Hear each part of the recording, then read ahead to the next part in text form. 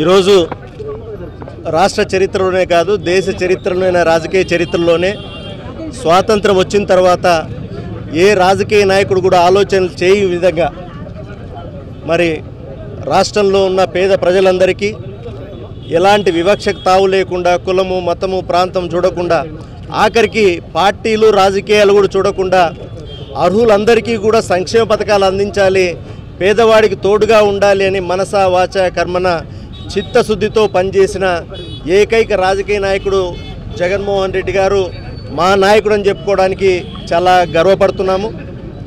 మరి రాజకీయాల్లో గెలుపోవటంలు అనేది సర్వసాధారణం. మరి ఎలక్షన్స్ అప్పుడు చూస్తే 2019కి 24కి తేడా వచ్చిన ఎలక్షన్ల శాతం ఓన్లీ 10%.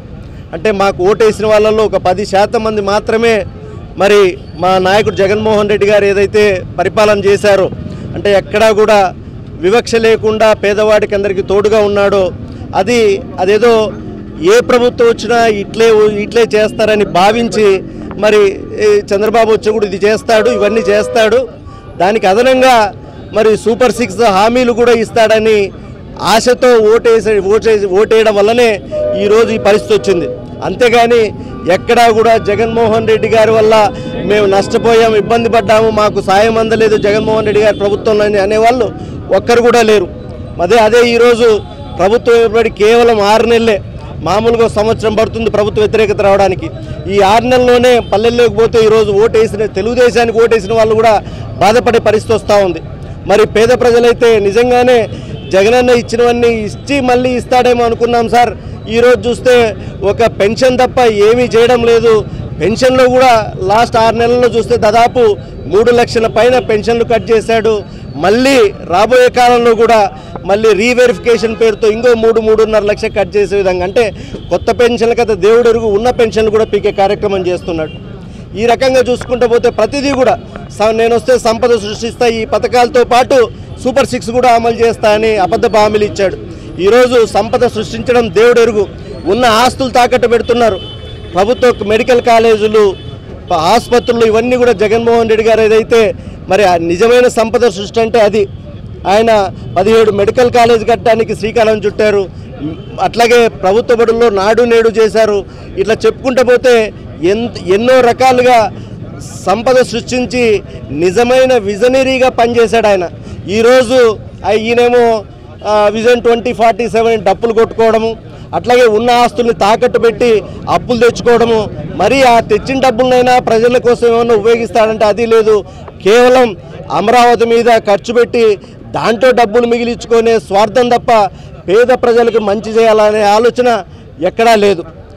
ఈరోజు నేను ఒకటే అడుగుతున్నాను, ఈ తెలుగుదేశం ప్రభుత్వంలో ఉన్న ముఖ్యమంత్రిని కావచ్చు, మంత్రులు కావచ్చు, ఎమ్మెల్యేలు కావచ్చు, మా జగన్మోహన్ రెడ్డి గారి హయాంలో మా ఎమ్మెల్యేలందరూ గడప గడపకు ఎమ్మెల్యే అని చెప్పి ప్రోగ్రాం పేరుతో వెళ్ళి ఇంటింటికి వెళ్ళి మేము ఇది చేశాము ఇంకా చేస్తామని చెప్పినాం. కానీ చెప్పేటప్పుడు ఎక్కడా కూడా సంతోషంగా మమ్మల్ని ఆహ్వానించినారు.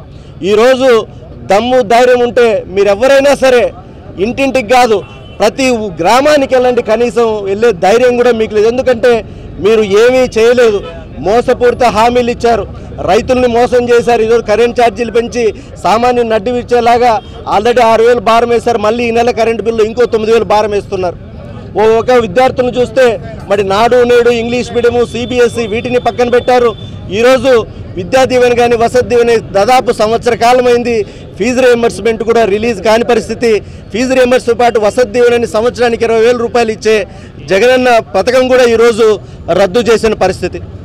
అట్లాగే ఏ వర్గాన్ని చూసినా కూడా అన్ని రకాలుగా మోసం చేసి కుట్రపూరితంగా అధికారంలోకి వచ్చారు. ప్రజలంతా సిద్ధమైనారు. ఎప్పుడు ఎన్నికలు వచ్చినా మళ్ళీ జగన్మోహన్ రెడ్డి గారికి పట్టం కట్టాలనున్నారు.